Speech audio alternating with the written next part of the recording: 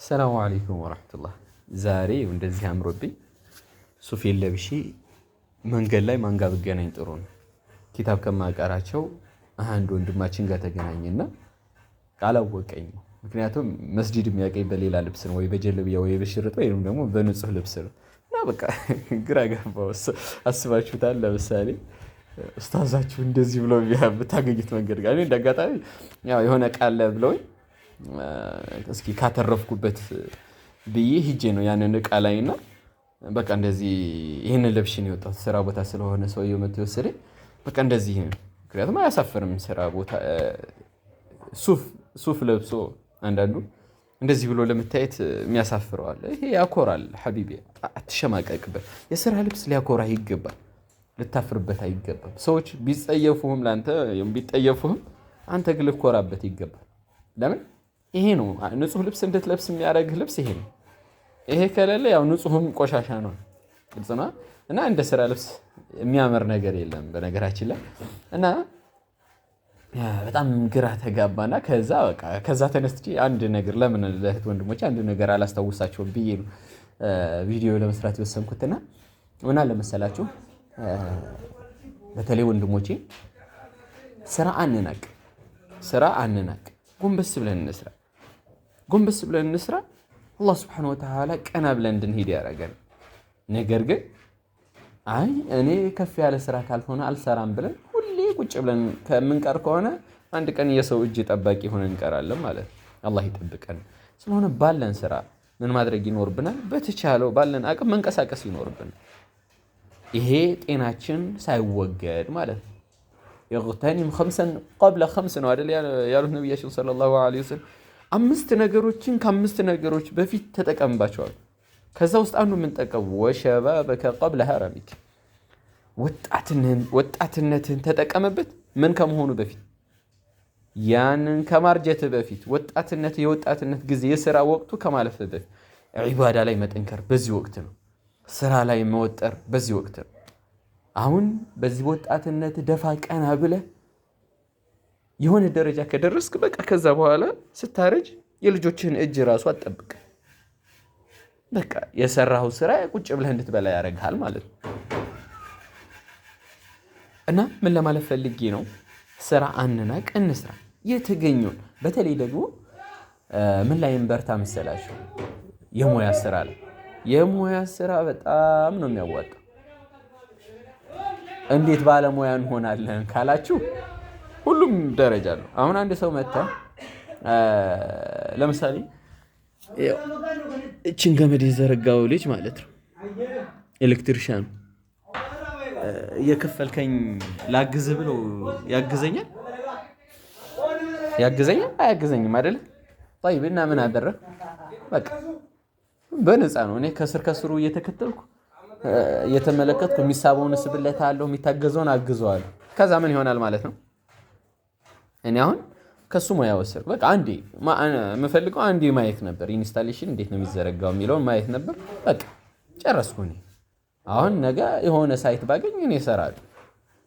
ግልጽ ነው። አእምሮህን ክፍት አድርገህ ለሆነ ሙያ። ምክንያቱም አንድ ሳይት ሰርተህ አሁን እሱ የሆነች ትንሽ ሳይት ናት፣ ስንት እንደወሰደ ብነግራችሁ በጣም ትገረማላችሁ። አላህ በረካ ያድርግለት፣ ችግር የለም። እና በቃ ብልጥ መሆን ነው ያለብን። ስራ መምረጥ የለብን። አንድ ቀን እንቀየራለን። ያንን ዓላማ አድርገን መስራት። ይሄ ስራ ካልሆነልን ደግሞ አሁን ለምሳሌ አንዳንድ ሰው አለ፣ ለምሳሌ በዚህ ዘርፍ በኢንስታሌሽን ዘርፍ ገባ፣ ከዛ 1-2 ቀን ከሰራ በኋላ ስራ ጠፍ ቁጭ ይላል። ምን ሆነ? ስራ የለም። እንደዛ አይደለም ሐቢቢ። ያ ማለት ይህንን የምታደርግ ከሆነ በቃ የቢዝነሱ ዓለም ዱንያ ምን እንደሆነች አልገባህም ማለት። ዱንያ አይደለም አንድ ስራ ይዘህ 2-3 ስራ ይዘህ እየተያዘች አይደለም። ግልጽ ነው አይደል? ስለሆነ ምንድን ነው ማድረግ ያለብህ? ብልጥ ነው መሆን ያለብህ። በቃ ዛሬ እሱ ጋር ተከትለው ስለ ኢንስታሌሽን ተማርክ አይደለም? በቃ አሁን እሱ ይሄን ዘርግቶ ሄደ፣ እኔ እነዚህን እንትኖቹን ቀበርኩኝ። እነዚህ ምን ብቹ ነው የሚባሉት ካፖቹን ማለት ነው። እና ያቸው እነዚህ ቀዮቹ እዛ ያሉ እነዛን ቀበርኩ። ግልጽ ነው። በቃ አሁን ነገ እኔ ዝርጋታውንም መቅበርም እችላለሁ ማለት ነው። ግልጽ ነው። ከዛ በኋላ የሆነ ቀን ደግሞ በቃ ትልቅ ሳይት ይዤ የሆነ ፎቅ ይዤ 20 ሺህ ብር 30 ሺህ ብር 40 ሺህ ብር ቀላል ግልጽ ነው አይደል? ስራው ያው ባንዴ እንደዚህ ጥንቃቄ የሚፈልግ ስራ ነው። የኤሌክትሪክ ስራ ትንሽ ጥንቃቄ ይፈልጋል። ነገር ግን ይሄ እኔ የመጀመሪያ ሙያ አይደለም። አሁን የተጨማሪ ሙያ በማዳበር ላይ ነኝ ያለሁት። ነገር ግን አሁን እኔ ልብስ ስፌት ሰራ ነበር። በቃ አልሆነም ተውኩት። ከዛ ጣውላ ስራ አሁን ጎን ለጎን እሰራለሁ። ጣውላ ስራ ግልጽ ነው። ከዛ ይሄንን የተገኘውን ስራ መስራት ከዛ አላህ Subhanahu Wa Ta'ala በየትኛው ሪዝቅህን በየትኛው ላይ እንዳስቀመጠልህ አታውቅም። እና አንዱን ስራ ብቻ ብለህ ሳምንቱን ሙሉ ሌላ ስራ እስኪመጣልህ የምትቀመጥ ከሆነ ያቺን የሰራሃትን የምትበላ ከሆነ የለም በቃ አልገባህም ማለት ነው ሂሳቡ። ብልጥ ነው መሆን ያለብህ። በቃ ዛሬ ይሄ ስራ አልተገኘማ ነገ ሌላ ስራ መፈለግ። እሺ ሙያ ከሌለን ማን ያሰራናል ነው አይደለ? ሁላችንም ጥያቄ። በቃ እኔ ልውሰዳችሁ ሚስጥሯን ልንገራችሁ። ለምን በነፃ አሰራ? አሁን ዛሬ እኔ እዚህ ቤት ቁጭ ብያለሁ። እዚህ ቁጭ ከምል ሂጄ ሌላ ቦታ ኢንስታሌሽን የሚዘረጉ ሰዎች ገመድ ዝርጋታ ኤሌክትሪክ ማለት ነው እነሱ ጋር በቃ ላግዛችሁ፣ ምንም አትክፈሉኝ፣ በቃ ላግዛችሁ ብትላቸው እምቢ ይላሉ እንዴ? አይሉም እኮ በቃ እሱ 600 700 ለቀን ሰራተኛ ከፍሎ የሚያሰራውን ስራ አንተ ከስሩ እየተከተልክ ሙያውን እየወሰድክ ያዙልኝ ሂሳቧን ነው እናንተ ማየት ያለባችሁ። የዛሬ መልፋታችሁን አይደል? ምን ታደርጋላችሁ? ሙያ እያየሁ ነው። የዛሬ ልፋቱ በነፃ ነው አይደል? የሻይ ከሰጠን ሰጠን፣ ካልሰጠን በቃ ይሁን ችግር የለም። ነገም እንገዘው፣ ነገ ወዲያም እንገዘው። ከዛ ምን እየሆንን እንመጣለን? ሙያውን ምን እያደረግን ነው? እያጠራ ነው እንመጣለን። ከዛ በኋላ ራሳችንን እንችላለን። የራሳችን እሱ የሚበላውን መብላት ግልጽ ነው። የእሱ ሪዝቅ ሌላ ነው፣ የእኛ ሪዝቅ ሌላ ነው። አላህ የጻፈልን በቃ እሱ ራስ ገባ፣ አንተ ሌላ ሳይት ገብተህ ስራውን መስራት እና ስራ አይናቅም። አንዳንዱ አቧራ አለው ስራው ምናምን ግሪስ ምናምን ነገር አለው ምናምን ብሎ ስራ ይመራርጣል። የለም በቃ መስራት ነው። እኔ ድሉን ባገኝ የጋራጅ ስራ ራሱ ጋራጅ ስራ በቃ የመኪና ምናምን በቃ ይሄ ውስጤ ነው። በቃ አላህ እንትን ካለ የሆነ ብማረውና ሙያው ቢኖረኝ ብዬ ከምመኛቸው ሙያዎች አንዱ እሱ ነው። ሰዎቹን አይታችኋቸዋል። ጋራጅ የሚሰሩ ልብሳቸው በቃ ጥቁር ድፍድፍ ዘይት መስለው ማለት ነው። ያደለም ዋናው ከዛ ድፍድፍ ዘይት ጀርባ የምትመጣው ብር ነው።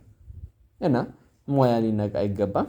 ለምሳሌ ጣውላ ቤት እንሂድ። አሁን ብዙ የጣውላ ባለሙያ ምንድን ነው የሚያደርገው? ይገባል፣ በነፃ ነው የሚሰራ፣ ይፈገፍጋል፣ አንዳንድ ነገራቶችን ቀላል ስራዎች ይሰጣል። ከዛ ከሆነ ጊዜ በኋላ በትንንሾቹ መቁረጫ ቁረጥ መባል ይጀምራል። ከዛ ሰውየው ደግሞ የተወሰነ በሳምንት 200 ብርም ሆነ 300 ብር መስጠት ይጀምራል ለዛ ሰው ማለት። ከዛ በኋላ ከሆነ ጊዜ በኋላ ወደ ትልቁ ማሽን ያስገባዋል። ወደ ትልቁ ማሽን ሲገባ የረዳት ይከፍለዋል። ከዛ ቀስ እያለ ደግሞ ሙያውን ሲያዳብር ያ ሰው የባለሙያ ይከፈለዋል ማለት ነው። ይሄ ሰውዬ አሁን ከዜሮ ተነስቶ ባለሙያ ያልሆነ ሆነ። ስለሆነ ስራ መናቅ የለብንም። ከዛ በኋላ እሱ የራሱን ከፍቶ በእያንዳንዱ ጣውላ የሚገኘውን ትርፍ ታውቁታላችሁ። በቃ ቁም ሳጥን ሰርቶ ያገኛል፣ የራሱን ይከፍታል። ከዛ በኋላ ተቀጥሮ መስራት አያዋጣም ብያችኋለሁ። ብዙ ጊዜ ነው የምናገረው። በቃ የቅጥር ስራ በተለይ እንደ ሙስሊም ልንጠላው የሚገባ ስራ ነው። ምክንያቱም በቃ ሁሌ በዛ ላይ በነገራችን ላይ የቅጥር ስራ የምትሰራ ከሆነ ሌላን ስራ እንዳትሰራ እንትን ያደርጋል። አንድ ሁኔታዎች አይመችም። ለምሳሌ ጠዋት 2 ሰዓት ትገባለህ፣ 6 ሰዓት ትወጣለህ፣ 8 ሰዓት ትገባለህ፣ 10 ሰዓት 11 ተኩል ትወጣለህ።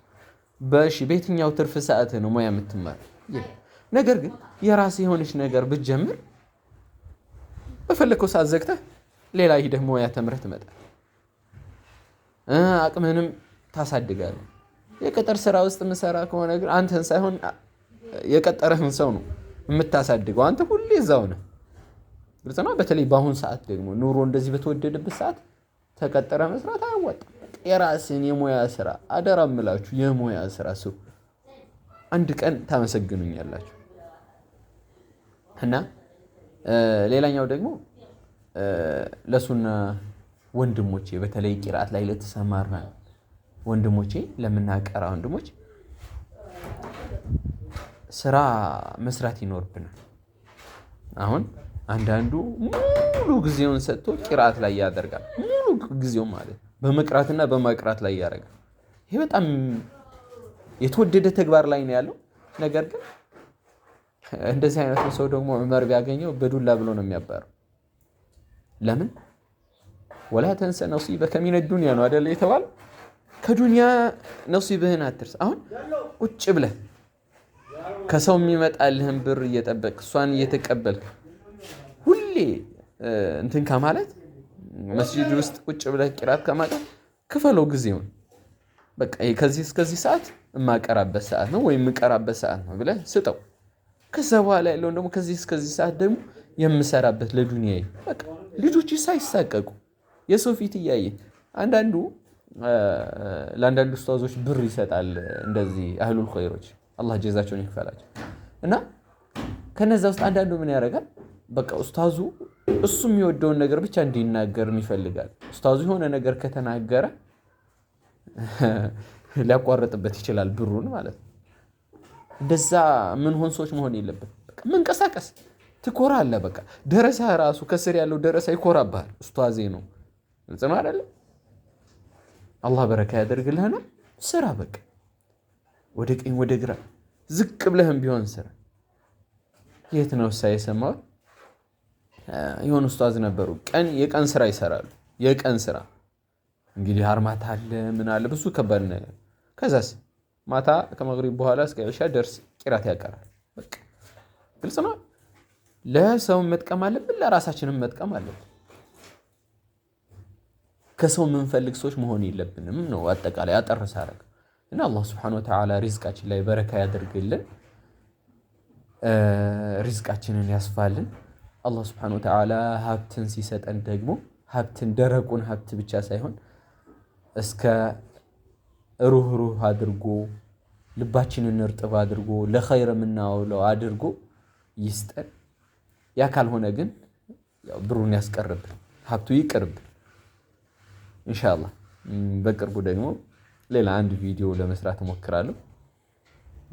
በዛ ቪዲዮ ደግሞ ሰፋ አድርገን የሆነ የምንወያየው ነገር ይኖራል ኢንሻአላህ። ሰላም አለይኩም።